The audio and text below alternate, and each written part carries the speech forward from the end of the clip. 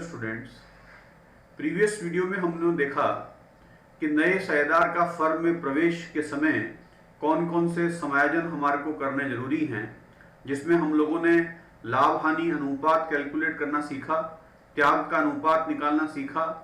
आज हम समझेंगे गुडविल को लेकर कि ख्याति का क्या अर्थ होता है, ख्याति की विशेषताएं कौन कौन सी हैं, ख्याति के मूल्य को प्रभावित करने वाले कौन कौन से तत्व हैं, ख्याति के मूल्यांकन की क्या आवश्यकता है या कब कब आपके कौन सा ख्याति का मूल्यांकन किया जाता है। इसी प्रकार से ख्याति के प्रकार, कितने प्रकार की ख्याति होती है, और एक और टॉपिक ख्याति की प्रकृति, यानी ख्याति का स्वभाव, नेचर किस प्रकार का होता है, इसको विस्तार पूर्वक आज की इस वीडियो में मैंने बताया है, ताकि गुडविल से संबंधित सभी टॉपिक आपको सरलता से आपके क्लियर हो जाएं और एग्जामिनेशंस के पॉइंट ऑफ व्यू से भी आपकी प्रिपरेशंस हो। एग्जामिनेशन में 1 से 2 मार्क्स का एक थ्योरेटिकल प्रश्न इसका बनता है, कुछ प्रैक्टिकल चीजें भी आएंगी, पर वो नेक्स्ट आपके कौन सा वीडियोस के अंदर मैंने लिया है, इसमें केवल थ्योरेटिकल कंटेंट मैंने लिया है। तो आज स्टार्ट करते हैं आज की ये वीडियो। सबसे पहले देखते हैं अपन ख्याति का अर्थ। ख्याति के अर्थ से क्या मतलब है, इसको जरा देखें। ख्याति का आशय किसी फर्म द्वारा अर्जित की गई प्रसिद्धि से है। देखो, ख्याति का सरल शब्दों में जो मीनिंग है वो है प्रसिद्धि, यानी आपकी कौन सा मार्केट में ग्राहकों की नजर में व्यापार की क्या प्रसिद्धि है या क्या नाम है, उसी को हमने क्या नाम दिया है, ख्याति का, जो स्वामियों की मेहनत और ईमानदारी के फलस्वरूप अर्जित की गई है। यानी ये ख्याति किस कारण से उत्पन्न हुई, स्वामियों के व्यवहार से, प्रबंधकों की योजनाओं से, उनकी दूरदर्शिता से, वस्तु की गुणवत्ता से, इन सभी प्रकार की चीजों के कारण से फर्म की ख्याति उत्पन्न हुई है। यदि कोई फर्म अपने ग्राहकों को अच्छी सेवाएं प्रदान करती है तो ऐसे ग्राहक के संतुष्ट होने पर वह बार बार आएगा और परिणाम स्वरूप फर्म भविष्य में अधिक लाभ अर्जित करने में सफल होगी, क्योंकि ग्राहक की संतुष्टि ही सबसे आपके प्रमुख बिंदु है आपके व्यापार के अंतर्गत। जिस संस्थान के ग्राहक संतुष्ट होंगे वो उस संस्थान के नियमित आपके ग्राहक बन जाएंगे, और अगर नियमित ग्राहक है तो वो आपके कौन सा लगातार आपसे ही वस्तुएं खरीदेंगे और इस बात की वो अन्य लोगों से भी कौन सा कहेंगे। इससे क्या होता है कि व्यापार को सामान्य लाभ की तुलना में अतिरिक्त लाभ की प्राप्ति होती है अन्य व्यवसायों की तुलना में, और यही अतिरिक्त आपकी जो लाभ है ख्याति के कारण ही उत्पन्न होता है। परिणाम स्वरूप यह फर्म भविष्य में अधिक लाभ अर्जित करने में सफल होगी। अतः ख्याति किसी फर्म की प्रसिद्धि का ऐसा मूल्य है जिससे कि वह उस आपके व्यवसाय में लगी हुई अन्य फर्मों द्वारा अर्जित किए गए सामान्य लाभ की दर की अपेक्षा अधिक लाभ अर्जित करती है। तो ये ख्याति का अर्थ अपन ने समझा। अब ख्याति की कुछ विशेषताओं को देखें, उसके बिगड़ आपके संभव नहीं है। लॉर्ड लिंडे के अनुसार आपके कौन सा उन्होंने जो ख्याति की परिभाषा दी है, सरल शब्दों में बहुत गूढ़ अर्थ इसमें बताया है। ख्याति संबंधों तथा प्रसिद्धि से होने वाला लाभ है। संबंधों का अभिप्राय यहां पर क्या है, व्यापारी का अपने ग्राहकों से संबंध। इस संबंध में जितनी मधुरता होगी या इस संबंध में जितनी घनिष्ठता होगी उतना ही व्यापार के अंतर्गत आपके कौन सा ख्याति ज्यादा मात्रा में होगी, क्योंकि वो ग्राहक व्यापार से नियमित आपके कौन सा व्यवहार करेगा, और ये इसी व्यवहार के कारण से व्यापार की क्या होगी, प्रसिद्धि भी होगी। तो इस दोनों का मूल्य ही क्या है, लाभ है, और इस लाभ के कारण ही फर्म की क्या है, ख्याति है। इनकी विशेषताओं को समझें ताकि और विस्तार से अपन को समझ में आएगा कि ये एक अदृश्य या अमूर्त संपत्ति है। अदृश्य इसलिए कहा क्योंकि ख्याति दिखाई नहीं देती है, इसको छू नहीं सकते हैं, इसको आपका कोई इसका कोई फिजिकल एक्सिडेंट्स नहीं है, यानी उसका कोई मूर्त रूप नहीं है, इसलिए इसको क्या कहा गया, आपके अमूर्त संपत्ति। इसको केवल महसूस किया जा सकता है, इसको अपन फील कर सकते हैं, इस कारण से इसको कहा गया कि ये एक अदृश्य संपत्ति है। संपत्ति क्यों कहा, इसको अभी अपन और समझते हैं कि ये एक मूल्यवान संपत्ति है, क्योंकि जो ख्याति है इसका भी एक मूल्य होता है। आप लोगों ने देखा होगा कि कई संस्थान अपने प्रोडक्ट को यानी अपने उत्पाद को का प्रचार करने के लिए किसी सेलिब्रिटी से आपके कौन सा विज्ञापन कराते हैं। अगर उस सेलिब्रिटी ने उस उत्पाद का विज्ञापन किया है तो इसका मतलब उस सेलिब्रिटी की आपकी गुडविल व्यापार के उत्पाद को प्रभावित करेगी और इसके बदले उसने क्या लिया होगा, संस्थान से मूल्य लिया होगा। तो ख्याति अगर है तो उसका मूल्य होता है, ये एक मूल्यवान संपत्ति के रूप में है जो धन अर्जन करने में भी सहायक है और इसको अगर बेचा जाए तो उसके बदले मूल्य की प्राप्ति होती है। इसलिए कहा गया कि ये एक मूल्यवान संपत्ति है। अब इसी में अपन समझते हैं कि ये अधिक लाभार्जन में सहायक होती है। जिस संस्थान की गुडविल होगी, जिस संस्थान की ख्याति होगी, वो संस्थान और आपके संस्थान की तुलना में अधिक लाभ अर्जित करने में कौन सा सफल होता है। इसलिए कहा गया कि ख्याति लाभार्जन में क्या होती है, सहायक होती है। अब इसके मूल्य में निरंतर उतार चढ़ाव आते रहते हैं। आपको एक बात यहां पर बिल्कुल क्लियर समझ लेनी है कि ख्याति का सीधा सीधा संबंध फर्म के लाभ से होता है और अब फर्म का जो लाभ है वो निश्चित नहीं है। हर एक वर्ष इस लाभ में उतार चढ़ाव आते हैं और जब इस फर्म के लाभ में उतार चढ़ाव आएगा तो उसके फलस्वरूप ख्याति के अंदर भी क्या आएगा, उतार चढ़ाव आएगा। तो ख्याति कोई स्थिर प्रकृति की नहीं है, जड़ प्रकृति की नहीं है। ख्याति उस समय मूल्यवान होती है जब संपूर्ण आपके व्यवसाय विक्रय किया जाता है। देखो एक ये सेंटेंस लिख दिया, इसमें विशेषता के तौर पर संस्थान की ख्याति है, यह हम महसूस कर सकते हैं, पर इसका मूल्यांकन भी कर सकते हैं। इसकी एक वैल्यू होती है, हमको पता है, पर यह मूल्य प्राप्त कब होगा संस्था को, और यह मूल्य की प्राप्ति तभी होगी जब ख्याति को बेचा जाए या फर्म का विक्रय किया जाए, उस वक्त इस ख्याति की क्या होगी, प्राप्ति होगी। इसलिए कहा गया कि यह मूल्यवान तो होती है, परंतु यह कब इसका मूल्य प्राप्त होगा, जब व्यवसाय को क्या किया जाए, बेचा जाए। तो इस प्रकार से ख्याति का सही सही मूल्य ज्ञात करना कठिन है। यह भी आपका कौन सा बहुत महत्वपूर्ण विशेषता है, क्योंकि ख्याति के मूल्यांकन की कई विधियां हैं। हर एक व्यक्ति ख्याति का मूल्यांकन आपके करने के लिए कई तत्वों को आधार मानता है और इसके लिए आंतरिक तत्व और बाह्य तत्व, दो प्रकार के तत्व हैं। अब मूल्यांकनकर्ता ने किन तत्वों को आधार मानकर फर्म की ख्याति का मूल्यांकन करा है, उसके कारण ही ख्याति का मूल्य प्रभावित होगा। और अगर अलग अलग मूल्यांकनकर्ताओं ने अलग अलग आधार ले लिए तो हो सकता है कि ख्याति के मूल्यांकन में कुछ क्या आ जाए, परिवर्तन आ जाए या कुछ अंतर आ जाए। इसलिए कहा गया कि ख्याति का एक्यूरेट मूल्य निकालना कठिन है, पर मूल्य ना निकाल सकें ऐसा संभव नहीं है। मूल्य निकाल सकते हैं पर उसमें कुछ वेरिएशन आ सकता है। इसलिए कहा गया कि ख्याति का सही सही आपके मूल्य ज्ञात करना क्या है, कठिन है। तो इस प्रकार से हमने समझा ख्याति का अर्थ, ख्याति की विशेषताएं। अब इसी में अपन जो नेक्स्ट देखेंगे वो है आपके कौन सा, ख्याति के मूल्य को प्रभावित करने वाले तत्व।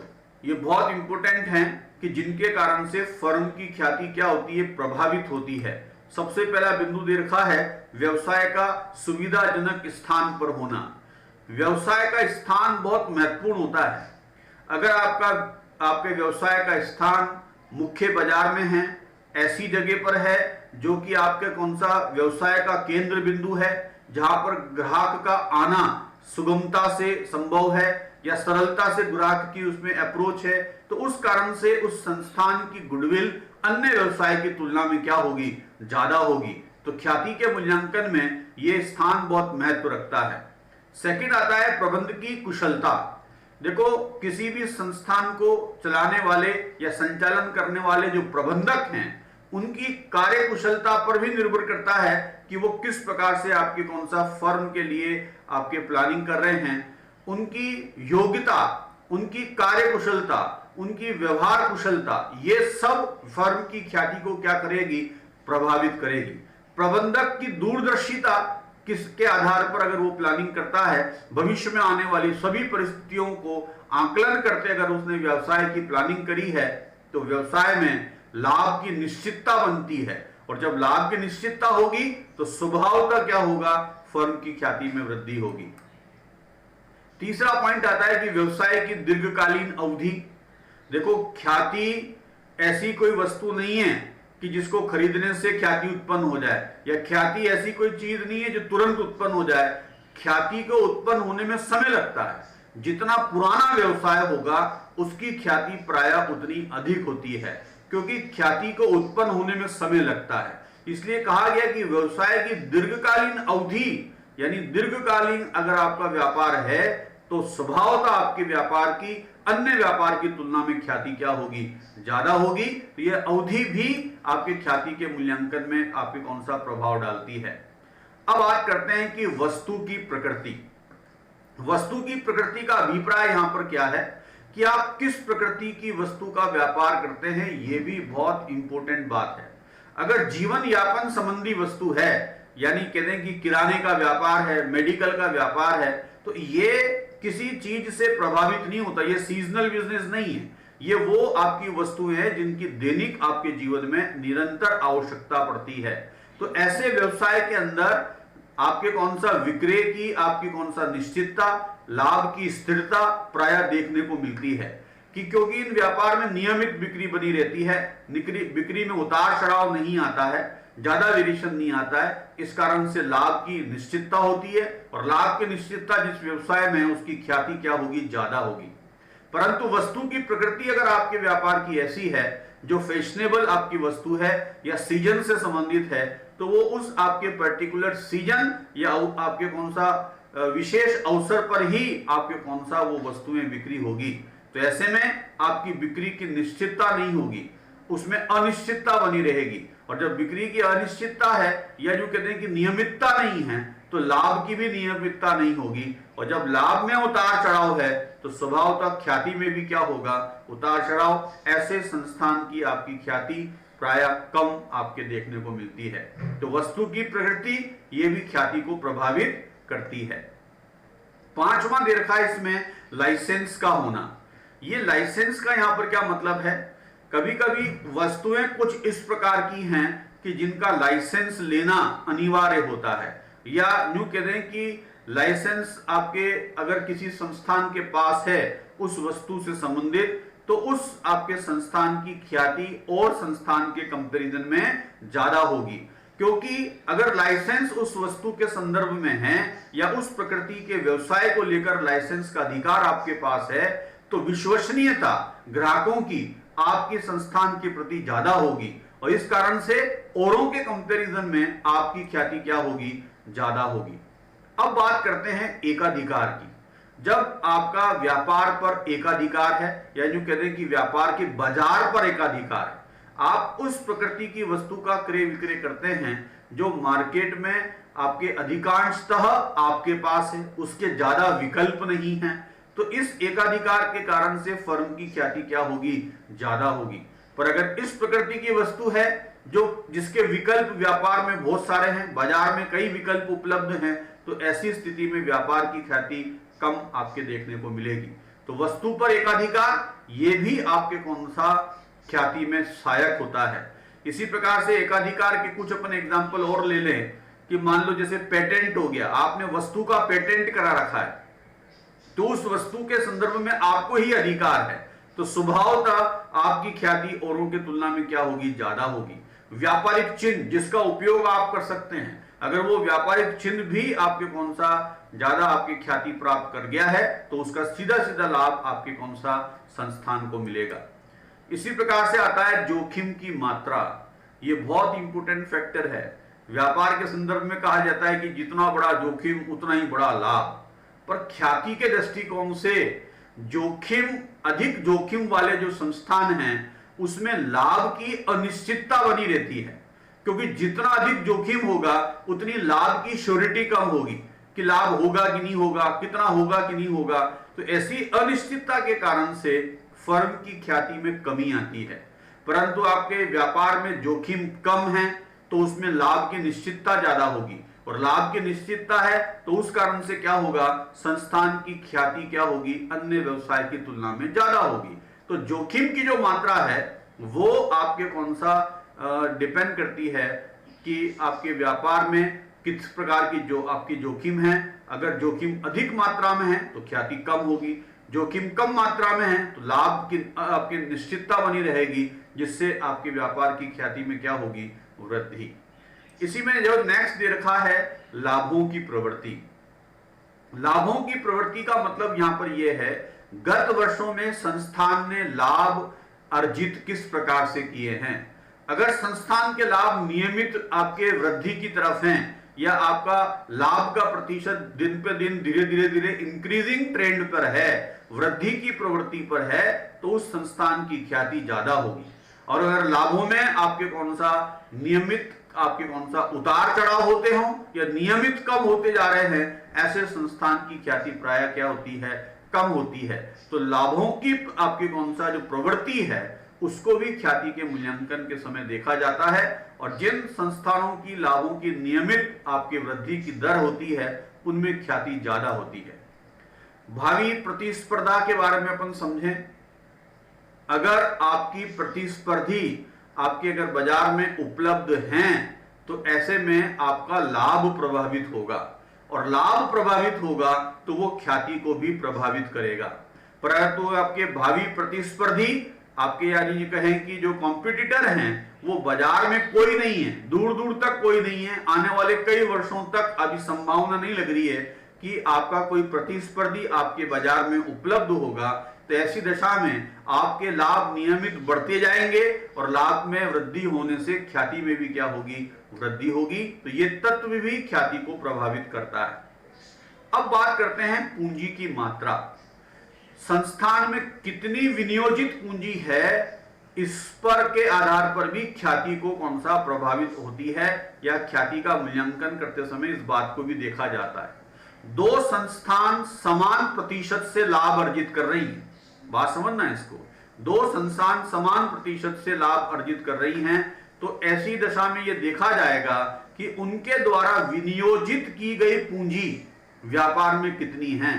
जिस संस्थान आपके व्यापार में विनियोजित अन्य के कंपैरिजन में कम विनियोजित करी है, पर लाभ वो उतने ही अर्जित कर रहा है, तो ऐसी दशा में उनकी ख्याति संस्थान की ज्यादा होगी। इसलिए संस्थान की पूंजी को भी देखा जाता है कि जो कम पूंजी में ज्यादा लाभ अर्जित कर रहे हैं, तो वो ज्यादा लाभ अर्जित करने का एक ही कारण है कि उन संस्थान की आपके बाजार में ख्याति उपलब्ध है या ख्याति विद्यमान है, जिसके कारण से ही वो अन्य आपके व्यापार की तुलना में ज्यादा लाभ अर्जित कर रहे हैं, कम विनियोजित पूंजी करके भी। तो ये तत्व भी ख्याति को प्रभावित करता है। एक और देखें, उत्पाद की किस्म। बहुत सिंपल सी बात है कि जितनी गुणवत्ता वाली आपकी वस्तु होगी उतना ही संस्थान की क्या होगी, आपके कौन सा ख्याति ज्यादा होगी।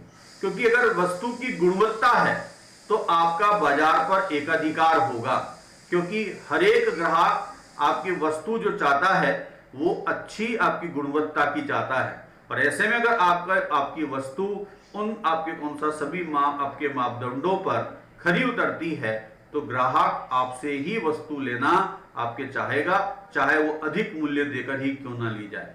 तो वस्तु उत्पाद की जो आपकी किस्म होती है, उत्पाद की जो गुणवत्ता होती है, वो भी ख्याति को क्या करती है, प्रभावित करती है। तो ये तत्व हैं कि जब भी ख्याति आपके कौन सा मूल्यांकित की जाएगी तो इन सभी तत्वों को देखा जाता है। ये ख्याति के मूल्यांकन को क्या करते हैं, प्रभावित करते हैं। अब इसी में नेक्स्ट समझते हैं हम लोग ख्याति के प्रकार के बारे में कि ख्याति कितने प्रकार की होती है। प्राय हम ख्याति को दो आपके भागों में बांटते हैं, जिसमें आता है क्रय की गई ख्याति और स्वयं अर्जित ख्याति। क्रय की गई ख्याति का क्या मतलब है, जैसा कि नाम से स्पष्ट है कि हमने इसको खरीदा है। तो जब हम आपके व्यवसाय को खरीदते हैं या किसी संस्थान के नाम के अधिकार को खरीदते हैं, तो वो क्रय की गई ख्याति कहलाती है। किसी व्यवसाय को क्रय करते समय यदि क्रय प्रतिफल व्यवसाय की शुद्ध संपत्ति के मूल्य से अधिक है, तो ये अधिक ही क्रय की गई ख्याति कहलाता है। इसको मैंने एग्जाम्पल के रूप में भी आपको समझाया है कि इसका क्या अभिप्राय है। देखें जरा, क्रय प्रतिफल क्या है, शुद्ध संपत्ति क्या है, पहले इनको समझ लें, फिर इस बात को विस्तार से समझते हैं। अगर आप किसी व्यवसाय को खरीद रहे हैं तो खरीदने का मतलब हो गया कि उस संस्थान की संपत्ति और उस संस्थान के दायित्व दोनों को आपको लेना होगा। तो संपत्तियों में से अगर दायित्व जो लिए जा रहे हैं उनको घटाया जाए तो जो शेष मूल्य आएगा वो शुद्ध संपत्ति यानी नेट एसेट्स कहलाएगा। अब इस नेट एसेट्स के बदले उस संस्थान को आपने कितने मूल्य का भुगतान किया है वो मूल्य ही क्या कहलाता है, क्रय प्रतिफल। मान लो संस्थान की संपत्तियां हैं आपके 10 लाख रुपए की, दायित्व हैं 8 लाख रुपए के, तो इस संस्थान की संपत्तियां कितने की हैं, उस संस्थान की संपत्तियां हैं 10 लाख रुपए, दायित्व हैं आपके मान लो 1.5 लाख रुपए के, तो 8.5 लाख रुपए आपके व्यापार की शुद्ध संपत्ति होगी।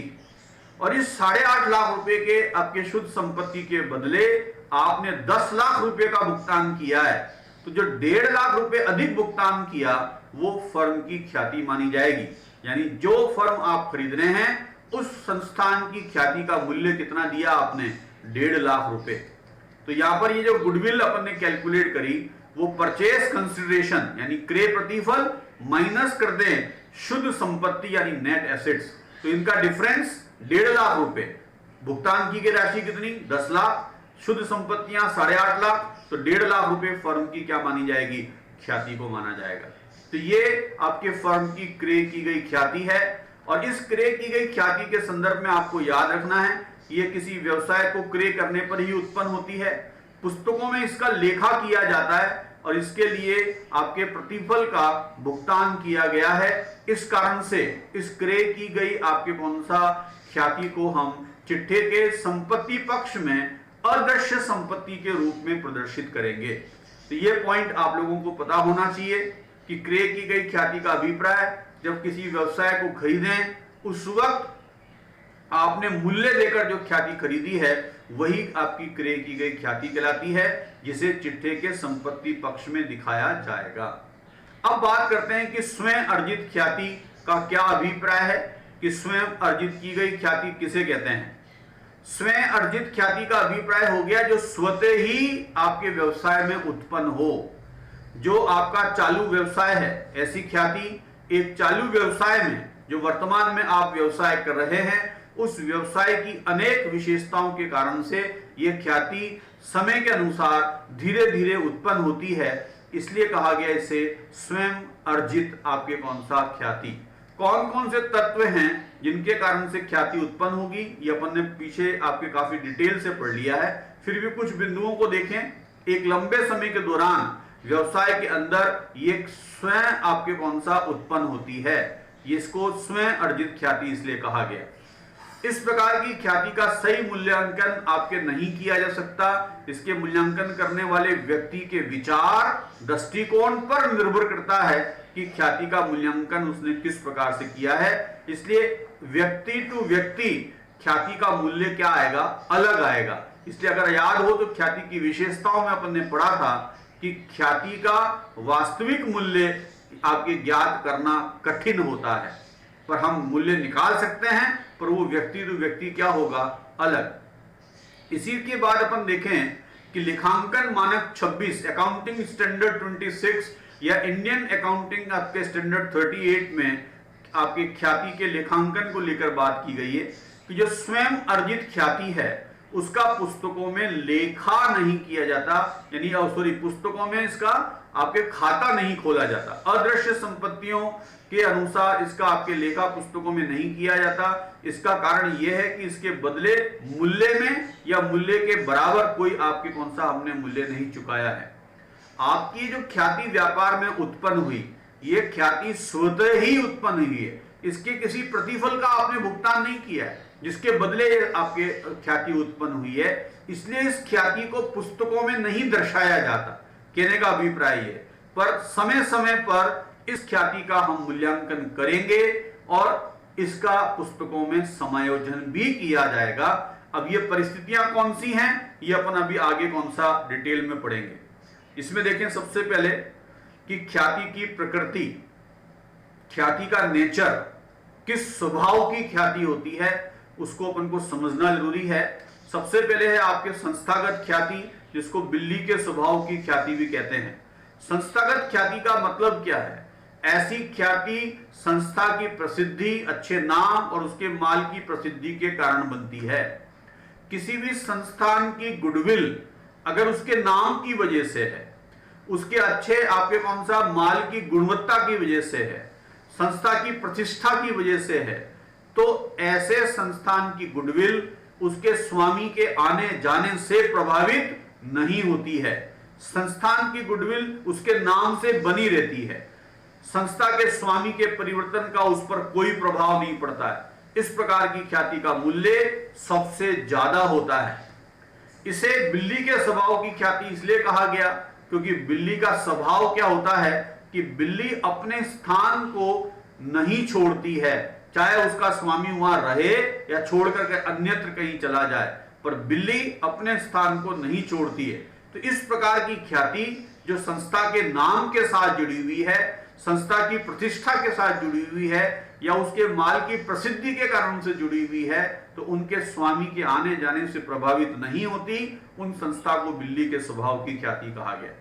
अब इसी में जो नेक्स्ट दे रखा है आप लोगों को, वो है आपके कौन सा व्यक्तिगत आपके कौन सा ख्याति, जैसे कुत्ते के स्वभाव की ख्याति कहा गया। व्यक्तिगत ख्याति का मतलब क्या है? जब किसी व्यवसाय की ख्याति उसके स्वामी के व्यक्तिगत कुशलता व व्यवहार आदि के कारण से उत्पन्न होती है तो उसे व्यक्तिगत आपके ख्याति कहते हैं। व्यापार व्यवसाय के मालिक बदल जाने पर ख्याति भी उसके साथ चली जाती है। ग्राहक उस संस्थान से संबंध बना लेंगे जहां पुराना स्वामी चला गया है। इस कारण से ही इसे कुत्ते के स्वभाव वाली ख्याति भी कहते हैं, क्योंकि कुत्ते का जो स्वभाव होता है, स्वभावतः वो क्या होता है? स्वामी भक्त होता है, ऑनेस्ट होता है अपने स्वामी के प्रति। जहां जहां स्वामी जाता है कुत्ता भी वहां चला जाता है। इस तरह की ख्याति का मूल्यांकन संस्थागत ख्याति से कम होती है। ऐसी आपकी ख्याति पेशाकृत व्यक्तियों के आपके व्यवसाय में पाई जाती है, जैसे कोई डॉक्टर है, वकील है, सीए है, एडवोकेट है। ये पेशाकृत व्यक्ति हैं और इनकी जो ख्याति है वो इनके आपके नाम की बजाय इनके आपके कार्य के कारण से आपके उत्पन्न होती है। कोई डॉक्टर बहुत फेमस है तो वो नाम के कारण फेमस नहीं हुआ, वो अपने काम के कारण से फेमस हुआ है। और उसकी प्रसिद्धि ऐसी है कि जहां जहां वो डॉक्टर जाएगा उससे इलाज कराने वाले मरीज उच्च स्थान तक पहुंच जाएंगे। ये नहीं कि वो अन्य स्थान पर गया तो वो वहां नहीं जाएंगे। उसकी प्रसिद्धि इतनी है कि वो उसके साथ साथ जाएगी। इसका बहुत अच्छा एग्जाम्पल ये है कि हम किसी एक्टर को देखें, किसी नेता को देखें, तो उनकी भी ये व्यक्तिगत ख्याति है। अमिताभ बच्चन किसी भी जगह पर अगर खड़ा हो जाए तो वो अपने आप ही भीड़ इकट्ठी कर लेगा, लोगों को आकर्षित कर लेगा, क्योंकि उसकी व्यक्तिगत ख्याति इतनी ज्यादा है। तो ये आपके व्यक्तिगत ख्याति का एग्जाम्पल है। और ये ख्याति, ये गुडविल कुत्ते के स्वभाव से बिल्कुल मिलती है। कुत्ता स्वामी भक्त होता है, स्वामी जहां जहां जाएगा वहां वहां आपकी उसकी ख्याति जाएगी। इसी प्रकार से व्यक्तिगत ख्याति भी अपनी स्वामी के साथ साथ उसके आपके पीछे पीछे चलती है। इसलिए इसको व्यक्तिगत ख्याति को कुत्ते के स्वभाव की ख्याति कहा गया। और एक और आपकी ख्याति है आकस्मिक आपके कौन सा घटना संबंधी ख्याति या चूहे के स्वभाव की ख्याति। ये आकस्मिक घटना संबंधी ख्याति क्यों कहा गया, इसको देखें। ऐसे व्यवसाय जिनकी ख्याति स्थिर नहीं होती है, अर्थात छोटी छोटी घटनाओं के साथ उनकी ख्याति का मूल्य बढ़ जाता है और कम भी हो जाता है, आकस्मिक घटना संबंधी आपकी ख्याति कहलाती है। इन्हें चूहे के स्वभाव वाली ख्याति भी कहते हैं। चूहा न तो स्वामी का भक्त होता है न कि स्थान का, वो एक स्थान से दूसरे स्थान घूमता रहता है।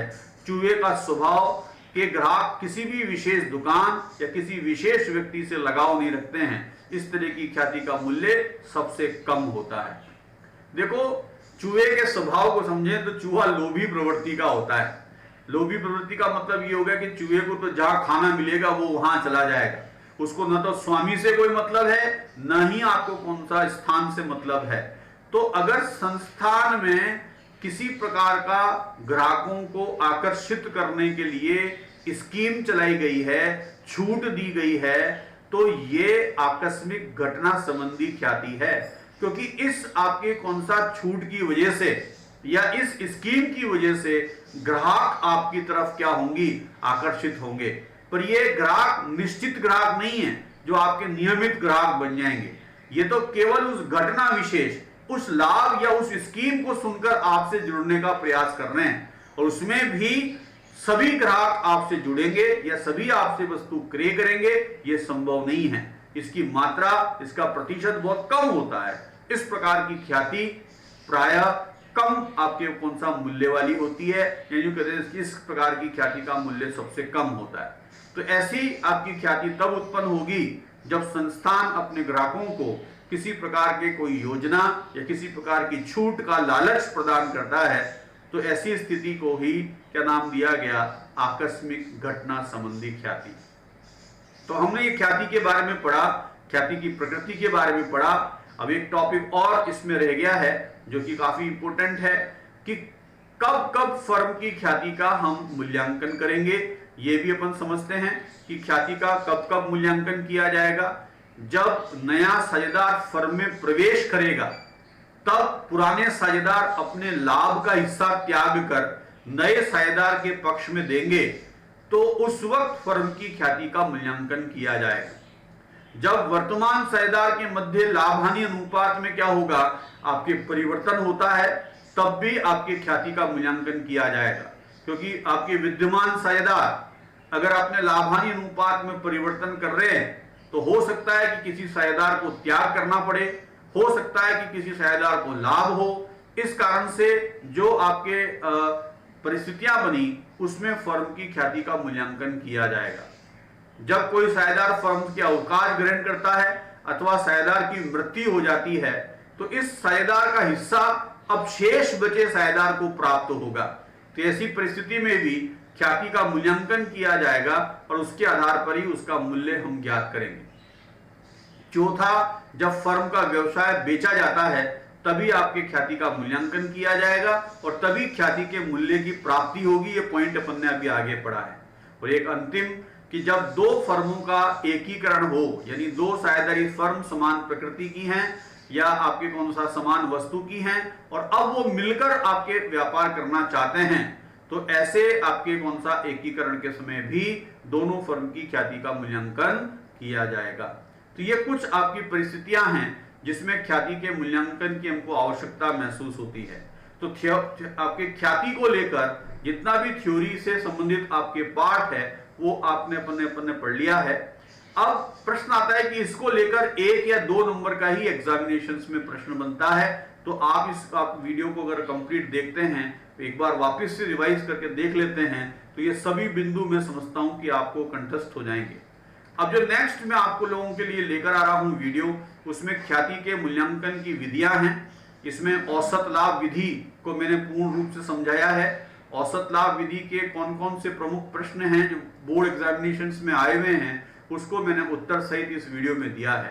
तो इस वीडियो को देखें। ख्याति के मूल्यांकन की विधि को विस्तार पूर्वक समझने की जरूरत है, क्योंकि इसका बोर्ड एग्जामिनेशंस में एक प्रश्न 2 से 3 नंबर का आता है।